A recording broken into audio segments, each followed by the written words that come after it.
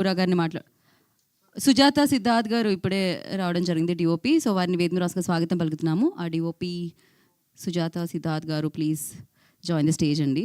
And నా సాయి మాధవ్ బుర్రా గారిని మాట్లాడాల్సిందిగా కోరుకుంటున్నాం. ఆయన సినిమాకి ఇచ్చే మాటలే కాదు, వేదిక మీద మాట్లాడే మాటలు కూడా అద్భుతంగా అనిపిస్తాయి.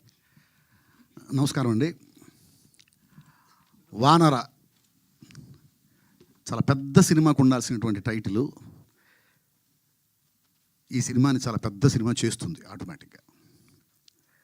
చూడటానికి చిన్న సినిమాలా కనిపిస్తుంది కానీ అండి, రిలీజ్ అయిన తర్వాత చాలా పెద్ద సినిమా అవుతుంది. సమస్య లేదు సార్, నేను చూశాను.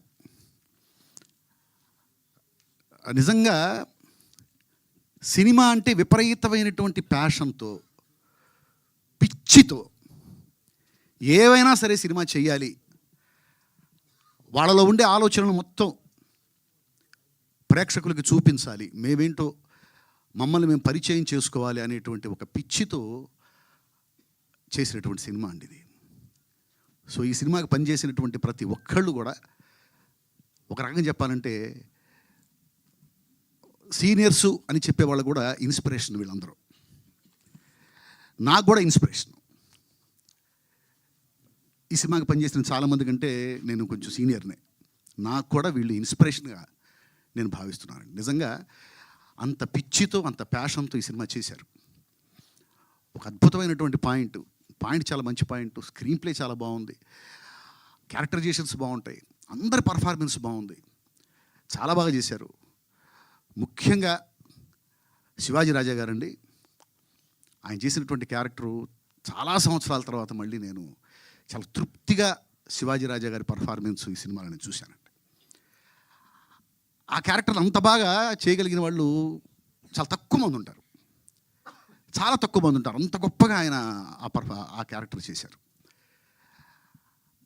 శివాజీ రాజా గారి గురించి చెప్పాలంటే ముఖ్యంగా నేను నా స్ట్రగలింగ్ టైంలో, నేను స్ట్రగుల్ అవుతూ అవకాశాల కోసం తిరుగుతున్న టైంలో నాలో ఉన్న రైటర్ని గుర్తించి సంబరాల రాంబాబు అనేటువంటి సీరియల్కి నా చేత రాయించారండి శివాజీ రాజా గారు. ఆ సీరియల్కి నాకు మంచి పేరు వచ్చింది. చాలా ఇంపార్టెంట్ ఎపిసోడ్స్ అనేవి నా చేత రాయించేవారు, నాకు మంచి పేరు వచ్చింది. నేను సినిమా ఇండస్ట్రీకి రావటానికి నాకు దోహదపడినటువంటి వర్క్స్లో సంబరాల రాంబాబు కూడా ఒకటి. ఆ విషయంలో శివాజీ రాజా గారికి నేను లైఫ్ లాంగ్ నేను కృతజ్ఞతగా ఉంటానండి. అలాగే మనోజ్ గారు కాంబినేషన్లో నేను ఒక సినిమా చేయాల్సింది, అది ఎందుకు అది మిస్ అయింది. ఇంకో సినిమా కోసం నేను వెయిట్ చేస్తూ ఉన్నాను సార్.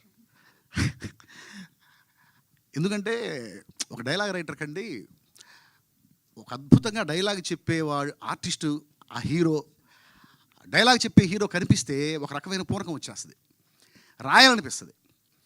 ఇప్పుడు మోహన్ బాబు గారికి డైలాగ్ రాయటం అనేది అదృష్టం. ఎందుకంటే అది మామూలు డైలాగు, ఇంకో ఆర్టిస్ట్ చెప్తే ఇది మామూలు డైలాగు, నీ పేరేంటి అనే డైలాగ్ కూడా క్లాప్స్ పడేలాగా చెప్పగలిగినటువంటి మహానటుడు మోహన్ బాబు గారు. నీ పేరేంటి అనే డైలాగ్ ఏముందండి, అది చాలా మామూలు డైలాగ్ కదా, నీ పేరేంటి అనేది. దానికి కూడా క్లాప్స్ పడతాయా? మోహన్ బాబు గారు చెప్తే పడతాయి. దానికి ఉదాహరణగా నేను కొన్ని 100 డైలాగ్స్ చెప్పగలను. దానికోసం సపరేట్గా నాకు స్టేజ్ ఇస్తే కొన్ని 100 డైలాగులు మామూలుగా, అది ఈ డైలాగ్ కూడా క్లాప్స్ పడతాయా? మోహన్ బాబు గారు చెప్తే పడతాయని నిరూపించే డైలాగ్స్ అని చెప్పగలను. సో ఆ పరంపర నుంచి వచ్చి నాకు మనోజ్ గారి పక్కన నిలబడితే మోహన్ బాబు గారి పక్కన నిలబడినట్టే ఉంటుంది. సో మనోజ్ గారికి కూడా డైలాగ్ రాయాలి అనేటువంటిది ఎప్పటి నుంచో నా ఆశ, అది త్వరలో నెరవేరుతుందని అనుకుంటున్నాను. అలాగే అవినాష్ గురించి చెప్పాలంటేనండి, ఇందాక నేను చెప్పాను కదా, పిచ్చి, ప్యాషన్. నేను ఆశ్చర్యపోయాను అతను కథ చెప్పేటప్పుడు. అతని కళ్ళల్లోకి చూస్తూ ఉంటే అందులోకి వెళ్ళిపోయి అన్ని క్యారెక్టర్స్ తానైపోయి, సరే అన్ని క్యారెక్టర్స్ తానైపోయి చెప్పేటువంటి నేరేటర్స్ని నేను చాలామందిని చూశానండి. ఆల్ టెక్నీషియన్స్ కూడా తానైపోయి నాకు కథ చెప్పాడు అతను. ఆల్ టెక్నీషియన్స్ కూడా తానే అయిపోయి నాకు కనిపించాడు. అతనిలోనే ఓ కెమెరామ్యాన్ కనిపించాడు, అతనిలో ఓ స్క్రీన్ ప్లే రైటర్ కనిపించాడు, అతనిలో డైలాగ్ రైటర్ కనిపించాడు, అతనిలో ఎడిటర్ కనిపించాడు. కథ చెబుతూ ఉంటే 24 క్రాఫ్ట్స్ అతని నేరేషన్లో నాకు కనిపించాయి. అది చాలా రేర్గా ఉంటుందండి అలాంటి. నేను అనుకుంటూ ఉంటాను, నేను మంచి నేరేటర్ని అనుకుంటూ ఉంటాను, నేను కథ చాలా బాగా చెప్తాను అనుకుంటూ ఉంటాను, బాగానే చెప్తాను. బట్ అవినాష్ కథ చెబుతున్నప్పుడు మాత్రం నేను షాక్ అయిపోయాను, ఆశ్చర్యపోయాను. అంత అద్భుతంగా అతను నేరేట్ చేశాడు. కథ చెప్పగానే చేసేయాలి ఈ సినిమాకి అనిపించింది. నిజంగా ఈ సినిమాకి అవినాష్ పడ్డ తపన, అతను చేసిన తపస్సు, మీరందరూ కూడా, మీడియా మిత్రులందరూ కూడా ఈ సినిమాని ఎంకరేజ్ చేయాలండి. అది సహజం. ఇప్పుడు అంటే నేను ఓపెన్గా మాట్లాడుతున్నాను. పెద్ద పెద్ద సినిమాల్లో కూడా లోపాలు ఉంటాయి. అస్సలు లోపాలు లేకుండా సినిమా అనేది బయటికి రాదు. అది చిన్న బడ్జెట్లో తీసిన సినిమా కావచ్చు, పెద్ద బడ్జెట్లో తీసిన సినిమా కావచ్చు. ఆ సినిమాకి 1000 కోట్లు ఖర్చు అయి ఉండొచ్చు, 1 కోటి రూపాయలను తీసి ఉండొచ్చు. ఎక్కడో ఒక చోట ఖచ్చితంగా లోపాలు అనేవి ఉంటాయి. కానీ ఆ లోపాలని కూడా క్షమించి ఎంకరేజ్ చేయాల్సిన సినిమాలు కొన్ని ఉంటాయి. ఆ కోవకు చెందిన సినిమా వానర. ఎక్కడన్నా నాకు తెలిసినంతవరకు అయితే పెద్దగా ఏం కనిపించవు, కానీ ఎక్కడో ఒక చోట ఏదైనా కనిపించినా కానీ దాన్ని ఎంకరేజ్ చేయాలండి. ఎందుకంటే ఆ లోపం కూడా మనకు నచ్చుతుంది, నచ్చకపోతే ఎంకరేజ్ చేయొద్దు. ఆ లోపం కూడా, ఆ సినిమాలో మనకు కనిపించే లోపం కూడా మనకు నచ్చుతుంది. నేను ఎప్పుడు చెప్తూ ఉంటా, కమర్షియల్ సినిమాకి స్క్రీన్ ప్లే అంటే తప్పులు చెయ్యకపోవటం కాదు, జనానికి నచ్చే తప్పులు చేయటం. జనానికి నచ్చే తప్పులు చేయటమే కమర్షియల్ సినిమా. ఏ తప్పు జనానికి నచ్చుతుందో తెలిసిన వాళ్ళు ఇక్కడ సక్సెస్ అవుతారు, ఏ తప్పు నచ్చుతుందో తెలియని వాళ్ళు ఇక్కడ సక్సెస్ కాలేరు. సో మనకు నచ్చినప్పుడు ఆ తప్పును కూడా ఎంకరేజ్ చేయాలి. అలా ఒక పిచ్చితో, ఒక ప్యాషన్తో తీసినటువంటి ఈ సినిమాని ప్రేక్షకులు, మీడియా మిత్రులు అందరూ కూడా ఈ సినిమాని ఎంకరేజ్ చేసి, ఈ సినిమాకి పనిచేసిన ప్రతి ఒక్కళ్ళు, ఈ సినిమాకి సీనియర్స్ ఎంతమంది పనిచేశారో, కొత్త నీరు అంత వచ్చింది ఇండస్ట్రీకి ఈ సినిమాతో ద్వారా. సో ఆ కొత్త నీరుని రానివ్వండి, ప్రవహించనివ్వండి. ఇంకా ఇంకా ఎన్నో ఎన్నో సినిమాలు వీళ్ళ నుంచి రానివ్వండి. ఇలాంటి సినిమాలు ఎన్నొస్తే ఇండస్ట్రీ అంత బాగుంటుంది. దయచేసి మీరందరూ కూడా ఈ సినిమాని ఎంకరేజ్ చేయాలని మనస్ఫూర్తిగా కోరుకుంటున్నాను.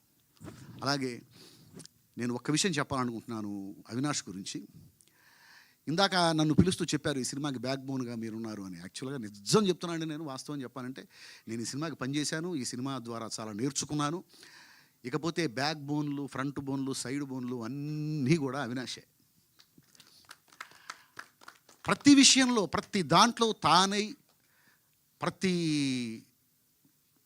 క్రాఫ్ట్లో కూడా అతను జీవించి ఈ సినిమా చేశాడు. ఈ సినిమాకి ప్రాణం పెట్టాడు. అతను ఎంత జీవించాడో ఈ సినిమాలో, ఎంత ప్రాణం పెట్టాడనడానికి నేనే ప్రత్యక్ష సాక్ష్యం. ఈ విషయంలో ముఖ్యంగా చెప్పుకోవాల్సింది అవినాష్ గారి ఫాదర్, వాళ్ళ నాన్నగారు హనుమంతరావు గారు. సహజంగానండి సినిమా బ్యాక్గ్రౌండ్ ఉన్నటువంటి ఫ్యామిలీస్లో కూడా నెక్స్ట్ జనరేషన్స్ మేము సినిమాల్లోనే బ్రతుకుతాము అంటే హీరోల వరకు ఎంకరేజ్ చేస్తారేమో. అందరు హీరోలు కూడా ఎంకరేజ్ చేస్తారని అనుకోను. చాలామంది ఎంకరేజ్ చేయరు. ఎందుకురా బాబు, నేనున్నాను కదా, నువ్వెందుకు, ఇంకో పని చూసుకోవచ్చు కదా అంటారు. అలాంటిది ఎలాంటి సినిమా బ్యాక్గ్రౌండ్ లేకపోయినా కూడా, సినిమాకి ఆయనకి సంబంధం లేకపోయినా కూడా, అంటే సినిమాకి ఆయనకి సంబంధం లేదంటే సినిమాకితో సంబంధం లేని వాళ్ళు ఎవరు ఉండరండి, సినిమాలు చూస్తూనే ఉంటారు అందరూ.